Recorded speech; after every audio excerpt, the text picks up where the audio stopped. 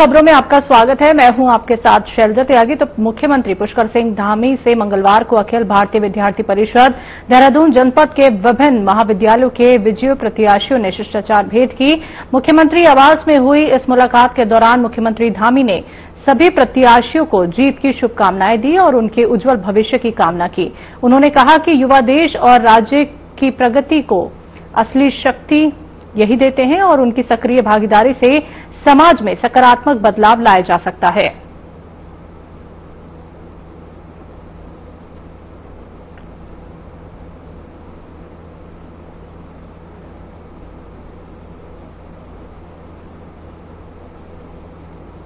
बीते दिनों कांग्रेस ने यूके SSSC परीक्षा मामले को लेकर सीबीआई जांच की मांग को लेकर आगामी 3 अक्टूबर को मुख्यमंत्री आवास कूच करने का दावा भी किया था, लेकिन बीते दिनों पहले मुख्यमंत्री ने एक प्रेस वार्ता के माध्यम से युवाओं को आश्वासन दिया कि यदि युवा सीबीआई की जांच चाहते हैं तो वो उसके लिए भी तैयार हैं। आपको बता दें कि युवाओं द्वारा आंदोलन को स्थगित भी कर दिया गया है, जिस पर बीजेपी की प्रदेश प्रवक्ता कमलेश रमन ने कांग्रेस पर तंज कसते हुए कहा कि कांग्रेस युवाओं के आंदोलन में सम्मिलित होकर अपनी राजनीति चमकाने का कार्य कर रही है।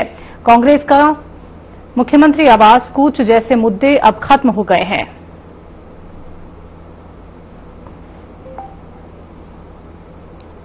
पूरे देश का सबसे अच्छा है बेगानी शादी में अब्दुल्ला दीवाना।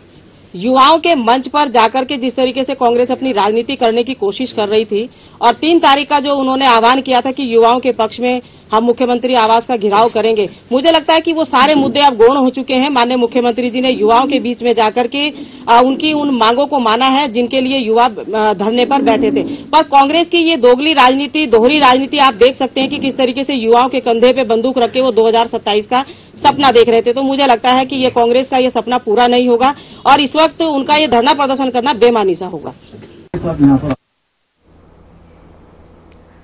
तो बड़ी खबर आपको बता देते हैं, आज 2 नए रूट पर शुरू होगी हेली सेवा। तो सीएम पुष्कर सिंह धामी करेंगे हेली सेवा का शुभारंभ।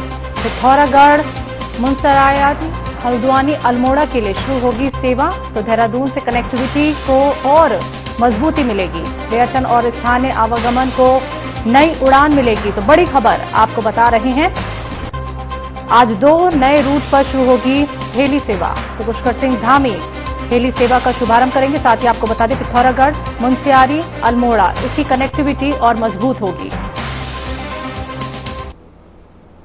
पेपर लीक मामले पर सीएम धामी ने जो युवाओं से वादा किया और आश्वासन दिया, उस पर विपक्ष सवाल खड़े कर रहा है। उत्तराखंड कांग्रेस की मुख्य प्रवक्ता गरिमा मेहरा दसौनी ने सीबीआई जांच को लेकर फैलाए जा रहे इस भ्रम पर हैरानी जताई है। उन्होंने क्या कुछ कहा, सुनवाते हैं आपको।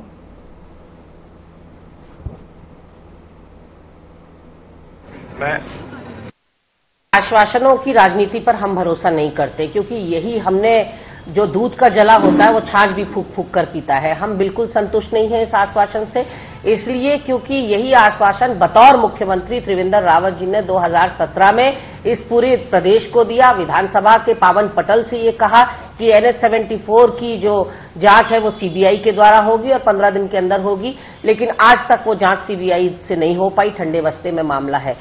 हमारी लगातार मांग थी, उस मांग पर कोई काम नहीं हुआ। हमने कहा सीबीआई जांच यदि हो तो वो हाईकोर्ट के सिटिंग जज की निगरानी में हो, इस पर कोई बात नहीं हुई है। दूसरी तरफ हमने ये कहा था कि एसआईटी की जांच को निरस्त किया जाए। आप मुझे बताइए, ये तो 2 नाव में सवार होने वाली बात है कि एसआईटी अपनी जांच करेगी, सीबीआई अपनी जांच करेगी। भारत माता की जय।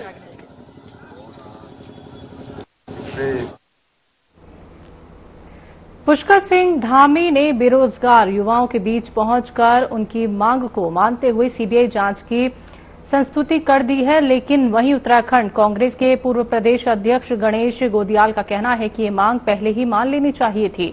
हम अभी भी मांग करते हैं कि किसी सिटिंग जज की निगरानी में जांच हो और जो बीजेपी के प्रदेश अध्यक्ष ने बेरोजगार युवाओं को गलत बोला है उसके लिए वो माफी मांगे।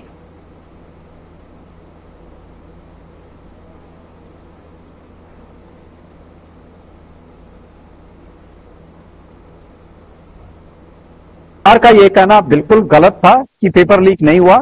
पेपर लीक हुआ था। सरकार को आंदोलनकारियों की धरना स्थल पर बैठे हुए छात्रों की मांग को, बेरोजगारों की मांग को पहले ही मान लेना चाहिए था। सीबीआई जांच की मांग पहले मान लेनी चाहिए थी। अब मानी, अच्छी बात है। अभी भी ये जांच, जो ये सीबीआई की जांच हो रही है, ये किसी सिटिंग जज की अध्यक्षता में ये जांच हो तो ये बहुत अच्छा विश्वसनीय जांच हो सकती है। और दूसरी बात है कि भारतीय जनता पार्टी के अध्यक्ष ने जो अनर्गल आंदोलनकारियों के लिए कहा, जो धरना स्थल पर बैठे थे अभ्यर्थी, उनके लिए जो कहा कि ये पढ़े लिखे नहीं है, उनको इसके लिए माफी मांगनी चाहिए। जो रिटायर्ड जज है या एसआईटी वाले एक दो लाइन। मुख्यमंत्री पुष्कर सिंह धामी की ओर से सीबीआई जांच की दी गई संस्तुति पर आपको बता दें कि धन्यवाद दिया है। तो सीएम धामी के जनभावनाओं के अनुसार इनके लिए लिए गए फैसले की प्रशंसा की जानी चाहिए, तो ये कहा है विधायक ने।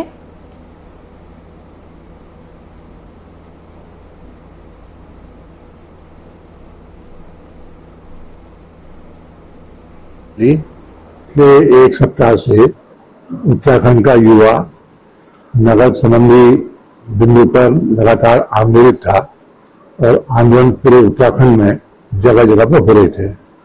आज माननीय मुख्यमंत्री श्री पुष्कर सिंह धामी जी ने बड़ा दिल दिखाते हुए बड़े मन से अप्रत्याशित रूप से धरना स्थल पर जाकर के उनकी मांग के विषय में जानकारी ली और जो छात्र आंदोलन के नेता लोग थे उनमें 4 सूत्री मांग पत्र अपना पढ़ा और मैं समझता हूं कि माननीय पुष्कर सिंह धामी जी ने चारों पर अपनी सहमति व्यक्त कर दी।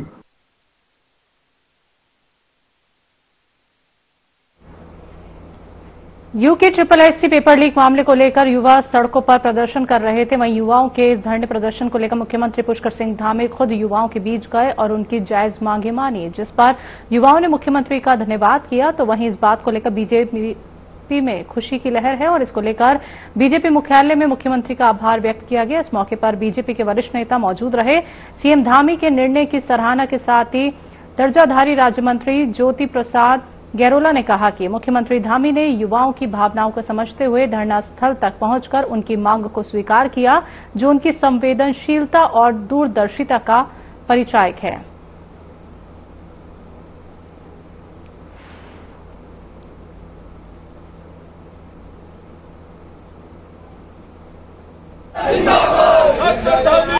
और सभी ने समवेत स्वर में माननीय मुख्यमंत्री जी का आभार व्यक्त किया कि माननीय मुख्यमंत्री जी ने लगभग 4 वर्षों में जो उत्तराखंड की रोजगार यात्रा को लेकर अनेकों बड़े फैसले किए और प्रदेश के अंदर लगभग 4 सालों में 25,000 रोजगारों देने का काम किया, युवाओं के हौसलों को, युवाओं के सपनों को नई उड़ान देने का काम किया। उसी नाते एक परीक्षा में थोड़ा सा संशय भ्रम की स्थिति खड़ी होने पर स्वयं मुख्यमंत्री जी ने एक बड़े दिल का परिचय करते हुए, एक बहुत गहरी संवेदनशीलता को दिखाते हुए, युवाओं के प्रति अपने अटैचमेंट को शो करते हुए स्वयं धरना स्थल पर जाकर युवाओं की इस मांग को स्वीकार किया है।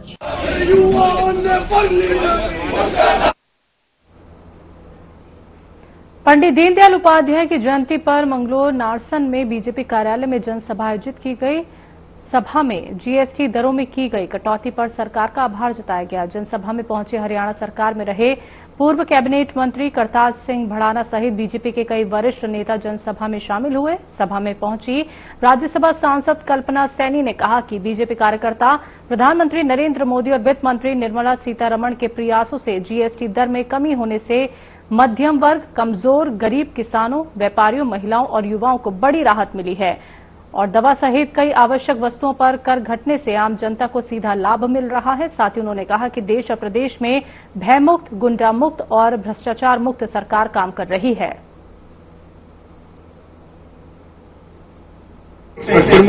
तो नाके का सिस्टम समाप्त हो गया है। 12 और 28 तो बिल्कुल खत्म हो गया है और इतना मतलब आम जन को एक तरह से दिवाली का तोहफा है।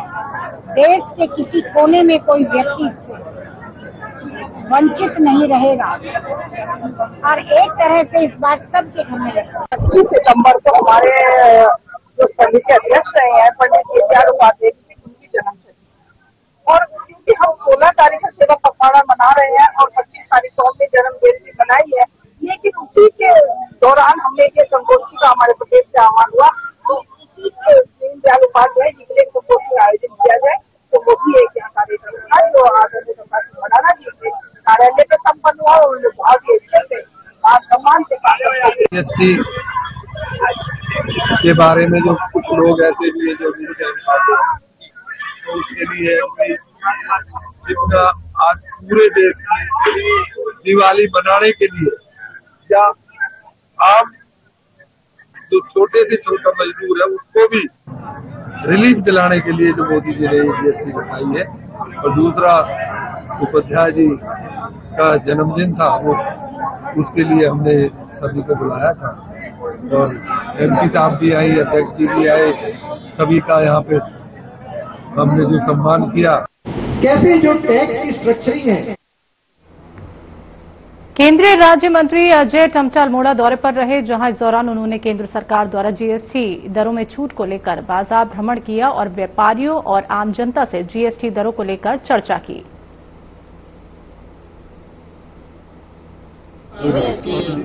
देश भर की आपदा के कारण से हुए नुकसान जो कि मोटर मार्ग हमारे एनएच के, एनएचएआई के, बीआरओ के और एनएचएआईडीसीएल के जितने भी रोड हमारे पूरे देश भर के अंदर हैं, कई कई जगह हमारे बहुत सारे प्रभावित हुए, चाहे वो हिमाचल है, जम्मू कश्मीर है, उत्तराखंड है। इन जगहों में बहुत भारी नुकसान हुआ क्योंकि हमारी रोड विंग की बैठक हुई है, डीजी रोड्स की, और हमारे आदरणीय गडकरी जी की भी लगातार मॉनिटरिंग बैठक चल रही है।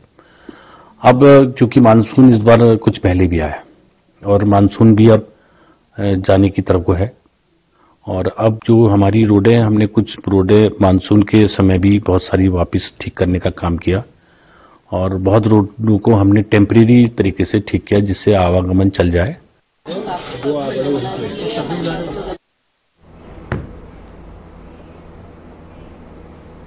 वक्त एक छोटे से ब्रेक का, जल्द वापस लौटेंगे।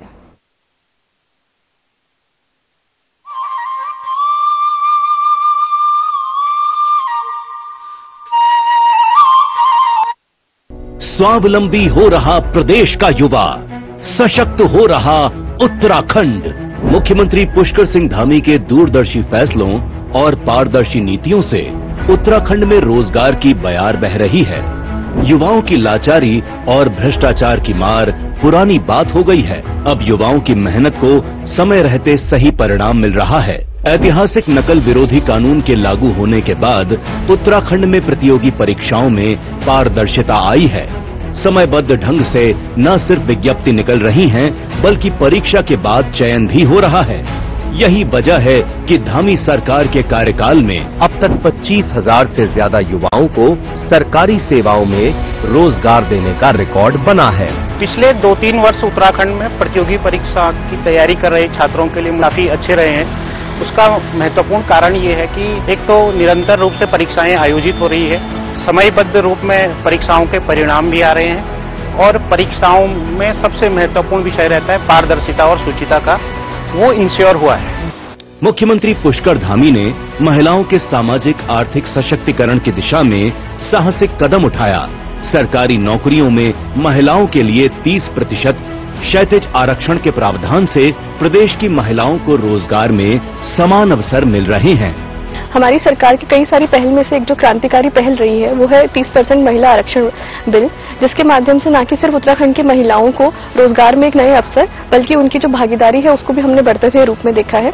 इसके लिए हम हमेशा ही उत्तराखंड सरकार के आभारी रहेंगे। कुशल युवाओं को रोजगार देने के लिए राज्य सरकार लगातार रोजगार मेले आयोजित कर रही है। इन सभी प्रयासों से सरकारी सिस्टम पर युवाओं का भरोसा मजबूत हुआ है। उम्मीदों को पंख लगा रही उत्तराखंड सरकार, युवाओं को मिल रहा रोजगार।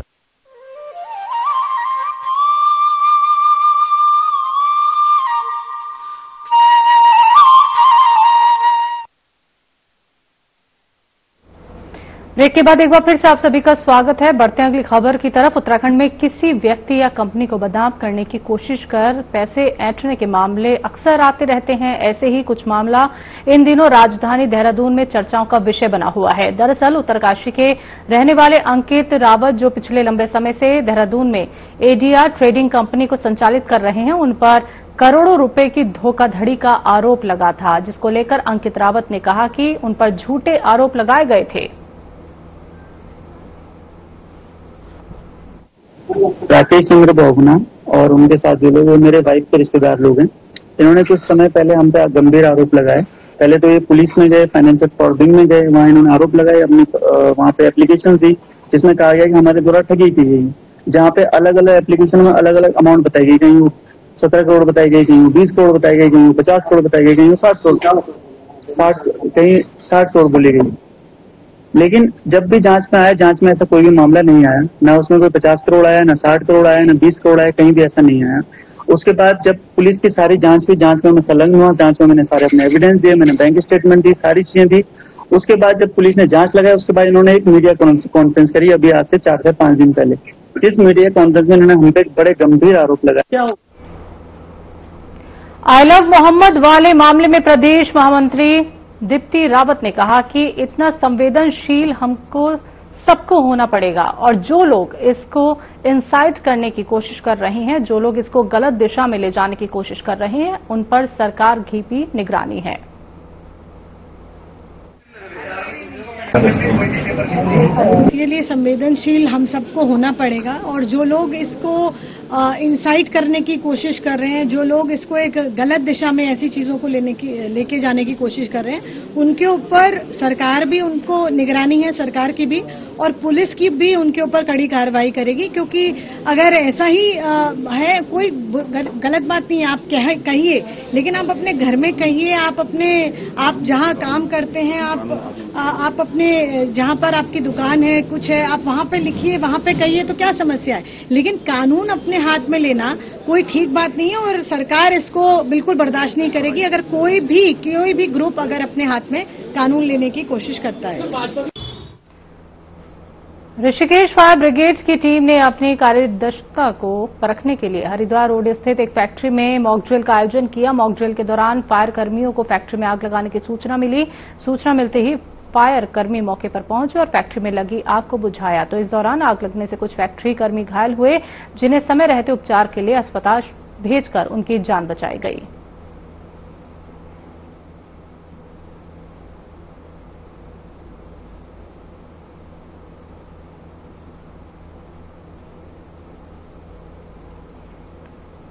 बीते दिनों यूके SSSC पेपर लीक मामले में सीबीआई जांच को लेकर युवाओं द्वारा किए जा रहे धरना स्थल पर स्वयं मुख्यमंत्री धामी ने युवाओं से मिलकर सीबीआई जांच की संस्तुति प्रदान कर दी है। युवाओं ने प्रदर्शन को स्थगित भी कर दिया है, लेकिन कांग्रेस मुख्यमंत्री धामी के सीबीआई जांच के निर्णय से खुश होते हुए नजर नहीं आए। कांग्रेस का कहना है कि पूरे प्रदेश सरकार को पता था कि सीबीआई जांच की मांग को लेकर आगामी 3 अक्टूबर को मुख्यमंत्री आवास कूच किया जाना था, जिससे सरकार ने डरकर ये निर्णय लिया।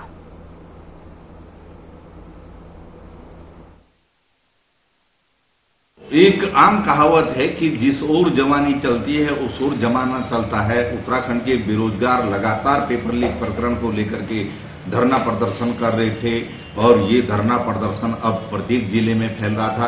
कांग्रेस पार्टी 3 तारीख को मुख्यमंत्री आवास का घेराव कर रही है। कांग्रेस पार्टी भी अब हर विधानसभा स्तर पर पदयात्राएं पेपर लीक प्रकरण को लेकर के करने वाली है। तो मुख्यमंत्री पर भारी दबाव था, और इसी दबाव के कारण वो युवाओं के बीच में पहुंचे। उन्होंने सीबीआई जांच की घोषणा वहां पर की, लेकिन कांग्रेस पार्टी जो मांग कर रही है शुरू से कि हाई कोर्ट के सिटिंग जज की अध्यक्षता में सीबीआई जांच होनी चाहिए, उस पर मुख्यमंत्री जी ने एक शब्द नहीं कहा। मैं कांग्रेस को तो ये कहूंगी कि अब चिड़िया चुग गई खेत, अब क्यों रोना है उनको। मतलब आप ये सोचिए ना, क्योंकि अब जो काम था वो तो सब हो गया।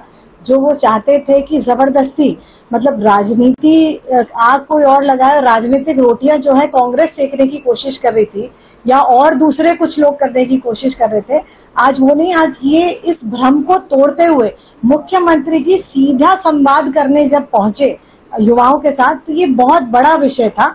और इससे वो भी आश्चर्यचकित है। उन्होंने भी ये एक्सपेक्ट नहीं किया था कि ऐसा होगा। मुझे लगता है अब सीधा संवाद जो उन्होंने युवाओं के साथ किया है।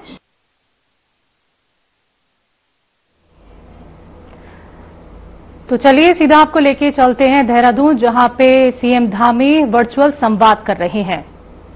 जी, दीपक रावत जी, वंदना जी, सीडीओ साहब, एसडीएम रंजन बोरा जी, मंडल अध्यक्ष, जिला पंचायत की अध्यक्ष अल्मोड़ा में हेमा गेड़ा जी, महेश निहाल जी जिला अध्यक्ष, कैलाश शर्मा जी, रघुनाथ सिंह चौहान जी और जिलाधिकारी और एसएसपी अल्मोड़ा पिथौरागढ़ श्री जितेंद्र प्रसाद जी, जिला पंचायत अध्यक्ष श्री गणेश भंडारी जी, पवन जोशी जी एवं आज इस विशेष कार्यक्रम में उपस्थित हुए सभी स्थानों पर सभी हमारे महानुभाव, सभी उपस्थित भाइयों एवं बहनों, सर्वप्रथम आज हमारे राज्य में हवाई कनेक्टिविटी को नया आयाम देने वाले इस महत्वपूर्ण कार्यक्रम में वर्चुअल माध्यम से जुड़े आप सभी महानुभावों का मैं आज इस शुभ दिवस महानवमी के अवसर पर आप सभी का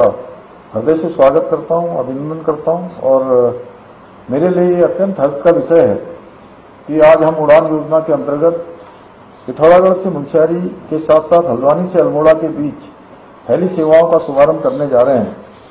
भाइयों बहनों, अल्मोड़ा उत्तराखंड का प्राचीन तो विश्व विख्यात 11वें ज्योतिर्लिंग बाबा केदार के दर्शनों के लिए आने वाले यात्रियों की संख्या में लगातार वृद्धि हो रही है, जिस पर केदारनाथ के विधायक आशा नौटियाल का क्या कहना है, सुनवाते हैं आपको।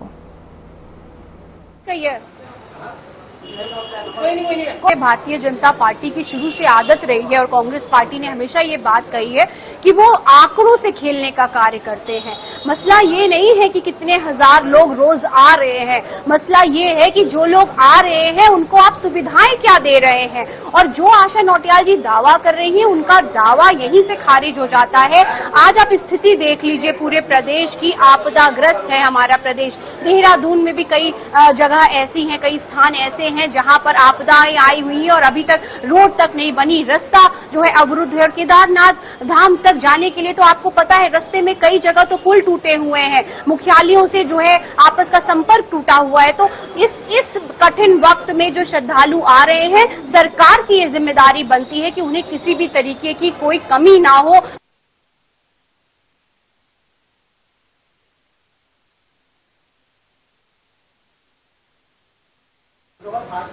कोई बात नहीं। राजधानी देहरादून में बिना अनुमति के सड़क को जाम करने के मामले में देहरादून पुलिस ने अज्ञात लोगों के खिलाफ मुकदमा दर्ज किया है, जिस पर एसएसपी देहरादून का कहना है कि नबी के खिलाफ की गई टिप्पणी के आरोप में पुलिस ने आरोपी को गिरफ्तार कर लिया, साथ ही उसके खिलाफ कार्रवाई की है।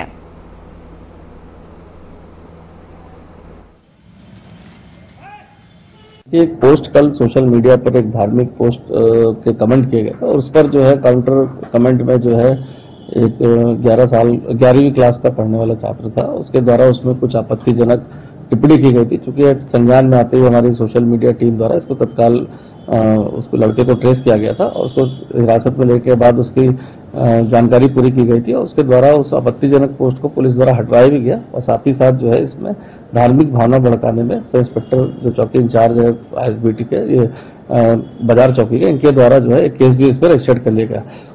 चूंकि धार्मिक पोस्ट थी और इसमें बहुत सारे एक समुदाय के लोग वहां चौकी पर अपनी शिकायत को लेकर पहुंचे थे।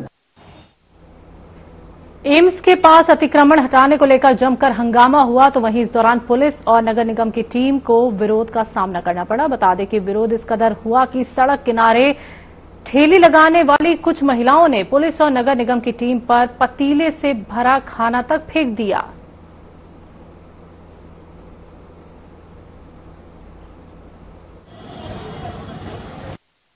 और एक नहीं, हमने कई दफे अनाउंसमेंट के माध्यम से भी इनको समझाया कि भैया आप कोर्ट के सामने ठेली ना लगाओ। ऊपर से ये महिलाएं इतनी बदतमीजी करते हैं। एक बार का नहीं, इनका कई बार का ड्रामा हो गया और आज इन्होंने गरम पतीला पिला के उठाना पिला फेंक दे, देखो सब जल गया एकदम से पूरा भयंकर।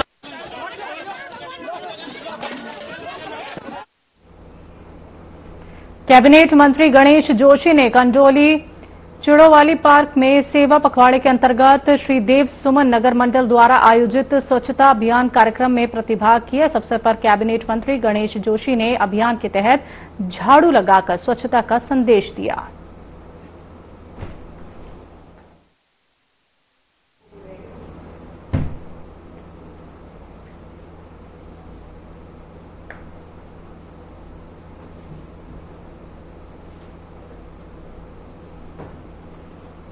ऋषिकेश के निकट मुनि किरेती में आगामी त्योहारों के मद्देनजर पुलिस ने सुरक्षा व्यवस्था और ज्यादा मजबूत कर दी है। त्योहारों में किसी भी प्रकार का खलल ना पड़े, इसके लिए पुख्ता इंतजाम किए गए।